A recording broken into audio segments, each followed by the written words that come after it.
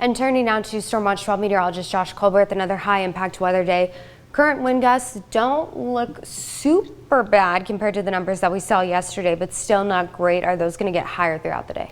They could. Yeah, we still have wind advisories and high wind warnings in place until 4 p.m. for this afternoon. And Anna hit the nail on the head. The colors on this map, not as vibrant as yesterday, but still gusting up to 44 miles per hour for Montague and for Gold Beach. So there still is that threat. And through this afternoon, we could potentially still have winds gusting up to 75 miles per hour up in the Cascades, 70 miles per hour for the coast, even getting back up to 55 miles per hour in the Rogue Valley. So I don't think we're exactly done with power outages yet. I don't think we're done with tree damage either, just given that the soil is so saturated from all the rain we've had over the past couple of weeks. So because of that, high wind warning still in place until 4 p.m. this afternoon. The same thing for wind advisories, and that's in place for most, if not all, of the News Watch 12 viewing area.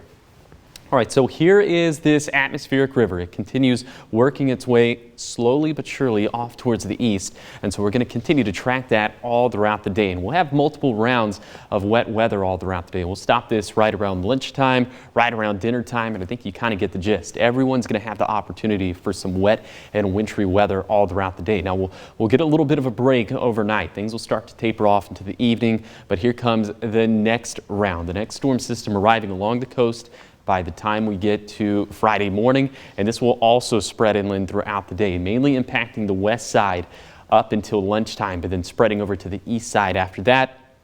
And then we'll have another round heading into Saturday morning. So it's just round on top of round on top of round. That's just the pattern that we're in. So here's some of the projected rainfall totals through Friday night.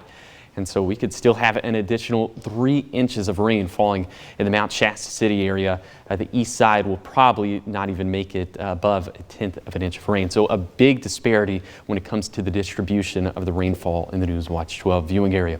Snow levels today will hover right around 5,000 feet, then dropping down to 3,500 feet on Friday morning, but raising back up to 5,000 feet later in the day. So I think we could have some snow in those elevations between 3,500 feet to 5,000 feet on Friday morning, but then likely transitioning back to rainfall. So 3 to 4 inches more we're expecting for the Mount Shasta City area.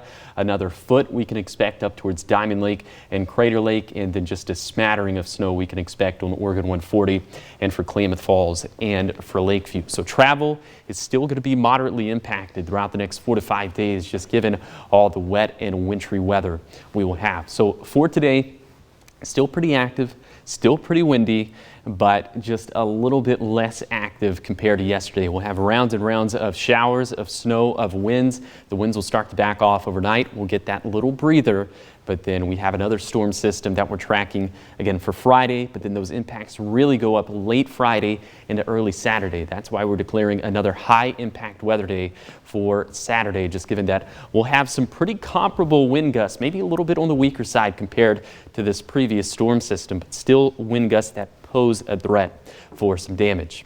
Here's your 7-day forecast along the coast. Very wet, very windy over the next couple of days, and then it looks like we're tracking another atmospheric river into the later portions of the weekend and into the beginning parts of next week. For Siskiyou County, we'll kind of go back and forth between rain and snow over the next 4 to 5 days, just given that snow levels are going to be right around 4,000 to 5,000 feet.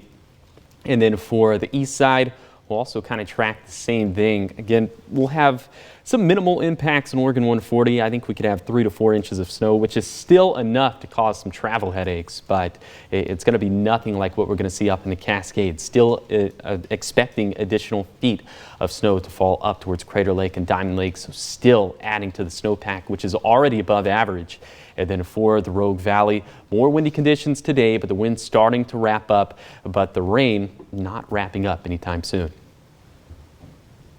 Okay, well, good news, because we definitely need the moisture. We'll take it this time of the year. It'll help when we get into the summer months. Bad news that we still are seeing potential damages and impacts from the storm system making its way in. Yes, and then that other storm system for late Friday into early Saturday.